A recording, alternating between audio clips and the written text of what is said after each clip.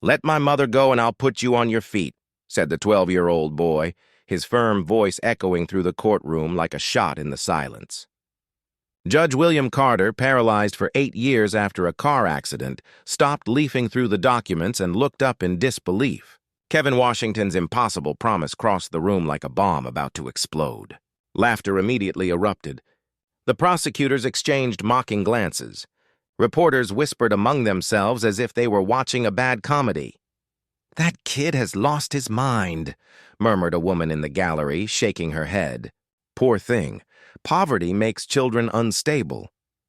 Kevin Washington was there because his mother, Deborah, faced false charges of embezzlement. She had worked as a janitor in the courthouse for 15 years, knew every corner of that building, every face, every secret whispered in the hallways. The accusation was simple. $50,000 had disappeared from the administrative safe, and the poor black woman was the obvious suspect. The boy was only 12, but his eyes carried a disturbing maturity. While everyone laughed at his impossible promise, he calmly observed each person in the room, memorizing faces, cataloging reactions. He wasn't a desperate boy begging for mercy. He was someone who had seen enough of the world's cruelty to know exactly what he was doing. "Boy," Judge Carter said sharply, "this is a serious court, not a circus. Your mother is guilty and will be convicted." "There are no miracles here." More laughter echoed through the room. Kevin didn't look away for a second. "I know who stole the money," he said quietly but loud enough for everyone to hear. "And I know how to prove it." The courtroom went silent for a few seconds before the laughter returned even louder. "Then speak up, Sherlock Holmes from the suburbs!" someone shouted from the back. Kevin smiled for the first time, a smile that didn't reach his eyes. "First, you release my mother, then I'll show you how you'll walk again." While everyone mocked the child who dared to challenge the system, no one noticed the small digital recorder hidden in his school backpack. No one noticed how his eyes were fixed specifically on the judge's assistant, Thomas Mitchell, who had stopped laughing abruptly when Kevin mentioned knowing who stole the money. And definitely no one imagined that this 12-year-old boy had spent the last 6 months secretly investigating every person in that courtroom.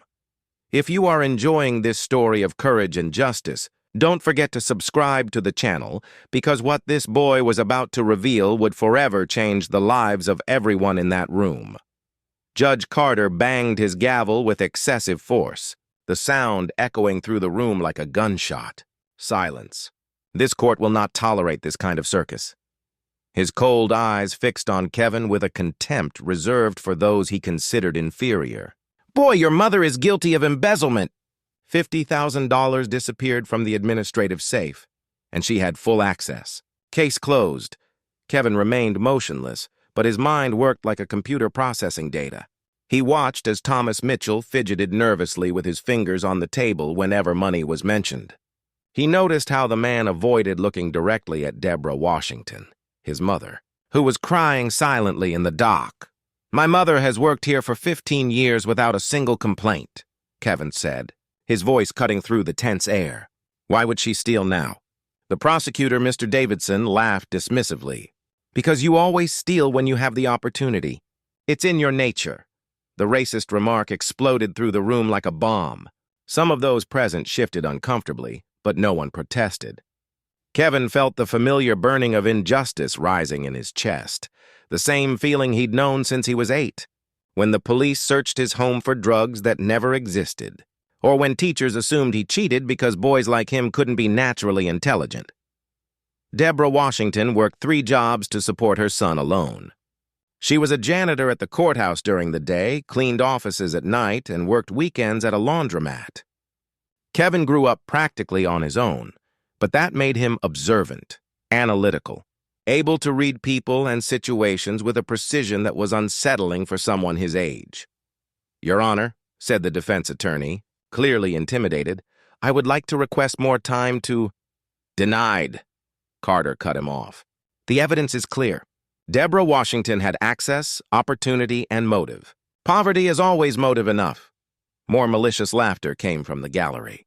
Kevin watched Thomas Mitchell more closely. The man wore a new Rolex, too expensive for a court clerk's salary. His nails were perfectly manicured, and he drove a BMW that Kevin had seen in the parking lot. Details a 12-year-old boy from the suburbs shouldn't notice. But someone used to observing injustice learned to catalog automatically. "What do you have to say in your defense?" Carter asked Deborah, his voice dripping with contempt. I've never stolen anything in my life," she murmured through her tears. "I work honestly to support my son." "Honestly?" Davidson laughed. "A black single janitor.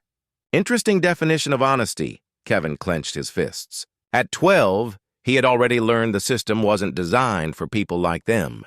He grew up watching his mother being humiliated, belittled, treated as invisible or suspicious. But he also grew up listening to conversations they thought he didn't understand, memorizing faces and patterns of behavior.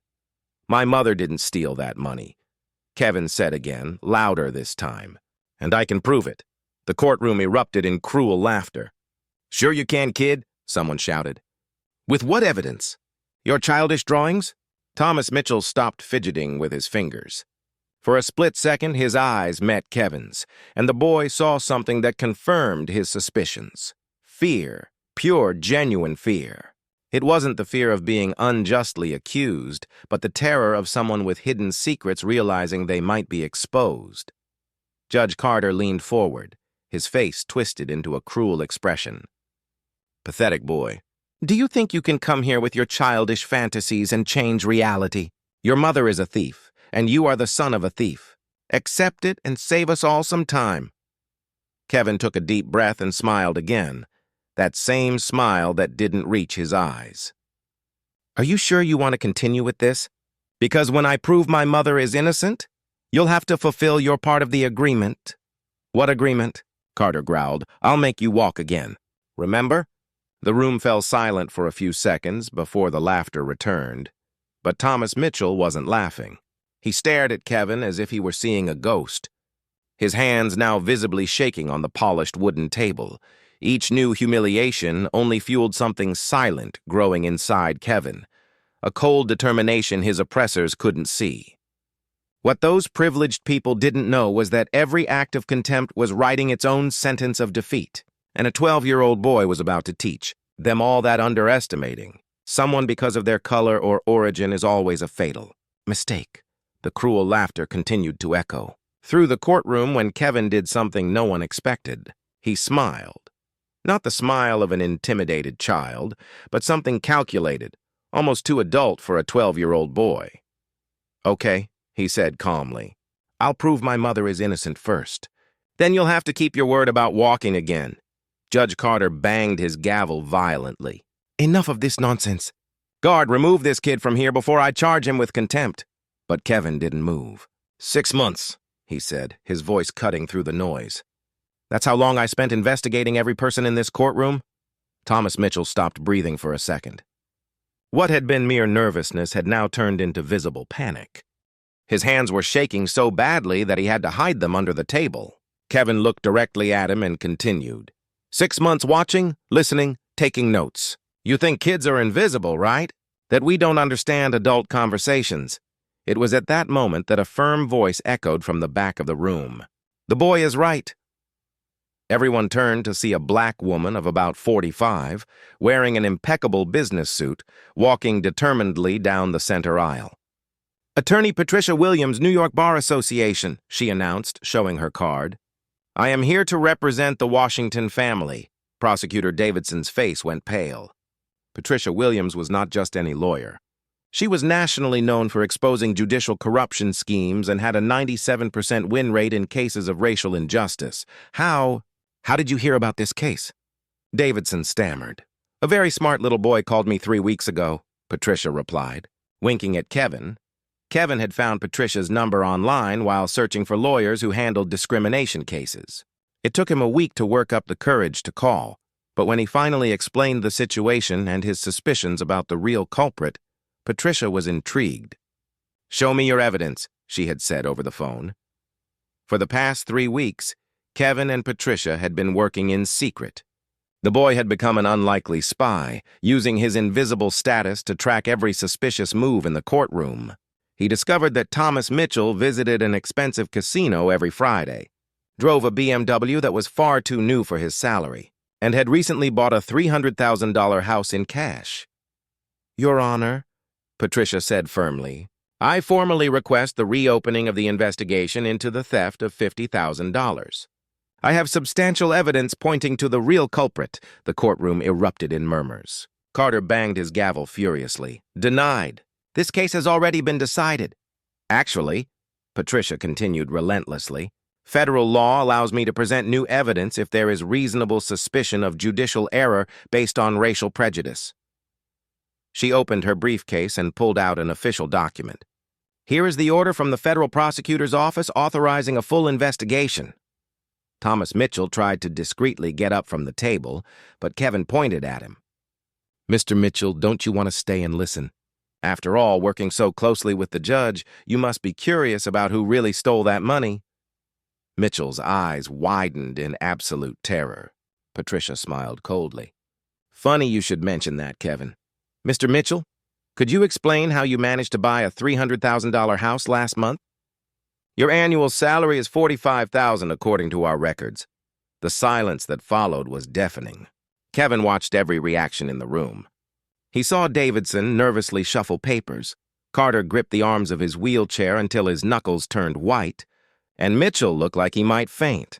During 6 months of silent observation, the boy had cataloged every gesture, every suspicious glance, every conversation that stopped when someone walked in. "You know what's most interesting?" Kevin continued. "Now that I have the full attention of the room, I know the combination to the safe. My mother told me because she trusts me, and I know only 3 people have access. My mother, the judge, and Mr. Mitchell." His words fell like bombs in the absolute silence. Patricia opened another folder. "Kevin, show them what you found out about the security cameras." The boy took a deep breath. For weeks, he had noticed something the adults had completely ignored. The cameras in the vault hallway had blind spots, but the parking lot camera perfectly captured anyone entering or leaving the building at unauthorized times. "Mr. Mitchell," Kevin said, looking straight into the terrified man's eyes, "do you remember the night of March 15th? It was a Friday, after hours. The cameras show you returning to the building at 11:47 p.m. Thomas Mitchell stood up abruptly, knocking over his chair. I need to go to the bathroom." But 2 federal agents appeared at the front door at that very moment.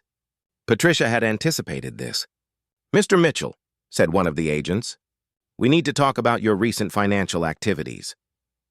The look of panic on Mitchell's face confirmed everything Kevin had suspected after months of patient observation. As Mitchell was escorted out under everyone's shocked gaze, Kevin turned to Judge Carter, who now looked like a completely different man. Small, frightened, and faced with undeniable proof that he had convicted an innocent woman. "Do you still think my mother stole the money?" Kevin asked calmly.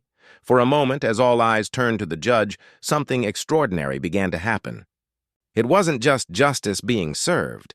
It was the power of truth revealed by someone everyone had underestimated, proving that intelligence and determination know no age, color, or social class. Sometimes adults need to learn from children what it really means to fight for what's right. Judge Carter watched Thomas Mitchell being escorted away by federal agents, and for the first time in 8 years, something other than paralysis left him completely motionless. Reality was collapsing around him like a house of cards, and at the center of it all stood a 12-year-old boy he had completely underestimated. "It's not over yet," Kevin said calmly. His eyes fixed on the judge. Patricia Williams opened a 3rd folder, bulkier than the others. "Kevin, show him what else you found."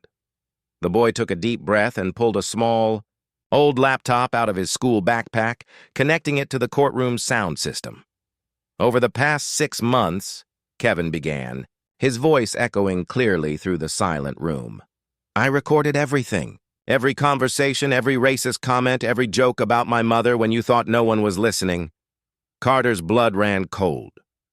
The first recording began to play. The unmistakable voice of Prosecutor Davidson echoed through the speakers. "Blacks always steal when they get the chance. It's in their nature." It was immediately followed by Carter's knowing laugh. "Exactly. That's why you don't even need to investigate much. We already know the outcome. The room exploded in shocked murmurs. Reporters rose like beasts smelling blood, cameras flashing. Davidson tried to stand a protest, but Patricia gestured for him to sit down. "There's more," she said with a sharp smile. Kevin clicked on the next file. Carter's voice filled the courtroom. "These black cases are always the same. Guilty until proven innocent. Saves the court time." More laughter from Davidson and other officials. "Especially single black women," Carter had said. "They always make up excuses." Carter's face turned bright red. He tried to speak, but Kevin pressed on relentlessly. "This one's from last week. A new recording. That kid thinks he can come here and play lawyer. Housekeeper's son trying to be smart. I'll show him his place." Each word was a stab at Carter's reputation. The audience, who had laughed at Kevin earlier, now looked at him with shock and disgust. Patricia seized the moment. "These recordings have already been sent to the National Council of Magistrates, the national press, and the FBI. That was taken out of context," Carter stammered desperately. "Private conversation." Kevin smiled with the same calm he'd kept all along. "Do you want me to play the part where you said you were going to teach that arrogant black family a lesson?"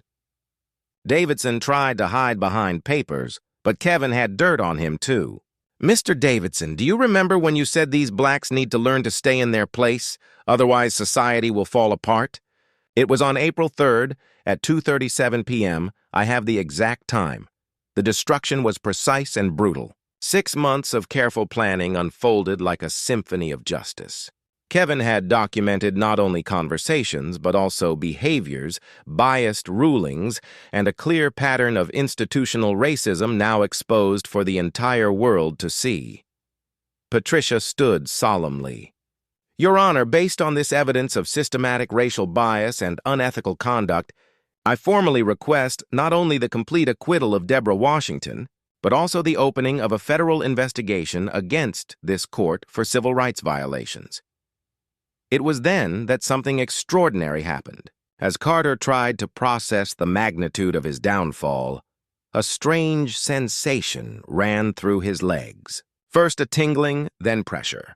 The extreme stress, the adrenaline, the shock, something was waking up in his nervous system. Kevin watched closely, and for the first time his serious expression softened. "Your Honor," he said quietly, "are you feeling something different?" Carter looked down, stunned. His toes moved inside his shoes, a movement he hadn't felt in 8 years. The room fell silent. Doctors would later say that rare cases of psychosomatic paralysis can reverse under extreme stress. Others might call it coincidence.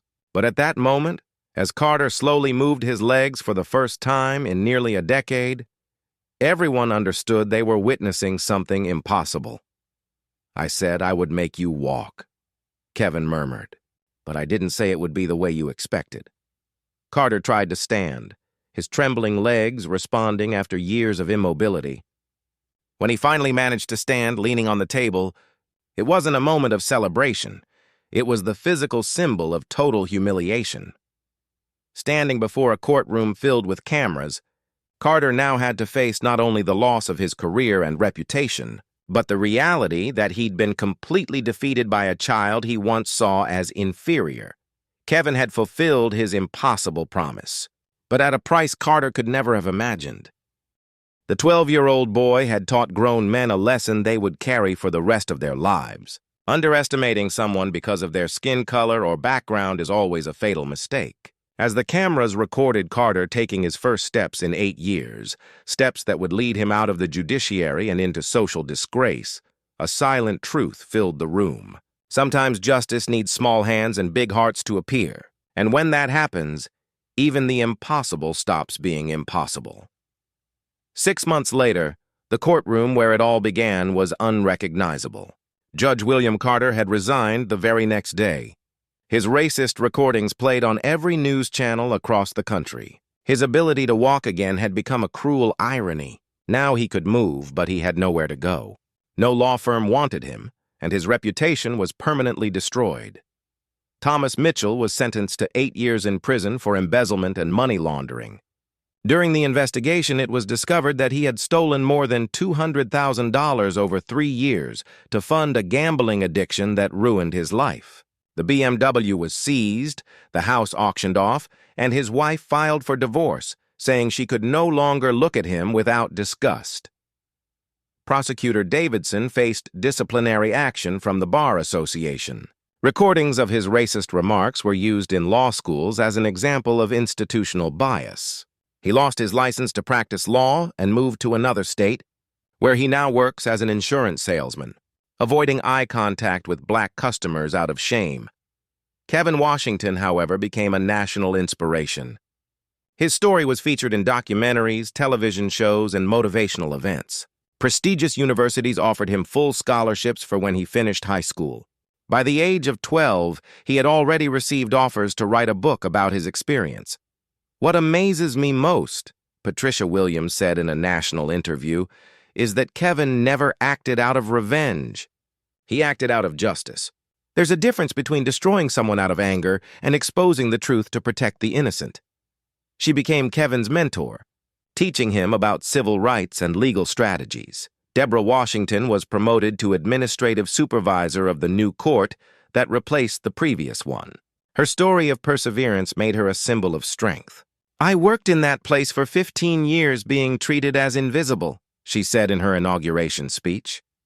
"Today, my son taught me that visibility is not something given to us. It's something we take when we stand up for what's right." The biggest transformation happened in the city's judicial system.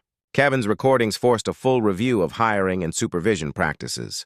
Security cameras with audio were installed in every court, and mandatory racial bias training became a requirement for all employees. Kevin created a YouTube channel called Justice at 12, where he teaches other kids about their rights and how to document injustice. "Don't wait until you grow up to fight for what's right," he said in one of his videos. "Injustice has no age, so the fight against it shouldn't either." A year after the events, Kevin appeared on the nation's biggest television network. "How did you know you could prove your mother's innocence?" asked the host. Kevin smiled, calm as ever. "I didn't know if I could," he said, "but I knew I had to try. My mother taught me that when you see injustice, you have two choices: accept it or fight it." Accepting it was never an option. The interviewer asked the question everyone wanted to know. "What about making the judge walk again? How do you explain that?" Kevin paused for a moment before replying. "Sometimes the body reacts when the soul is faced with the truth. Judge Carter lived so long believing his lies that the shock of reality freed something trapped inside him. It wasn't magic. It was consequence." William Carter watched the interview from his small rented apartment, far from everything and everyone. His legs worked fine now, but his life was shattered. He had gained the ability to walk, but lost everything worth walking for. The irony wasn't lost on him. A 12-year-old boy had fulfilled an impossible promise. But the cost of that miracle was more devastating than any paralysis. The true lesson of Kevin Washington's story wasn't just in his victory, but in how he achieved it.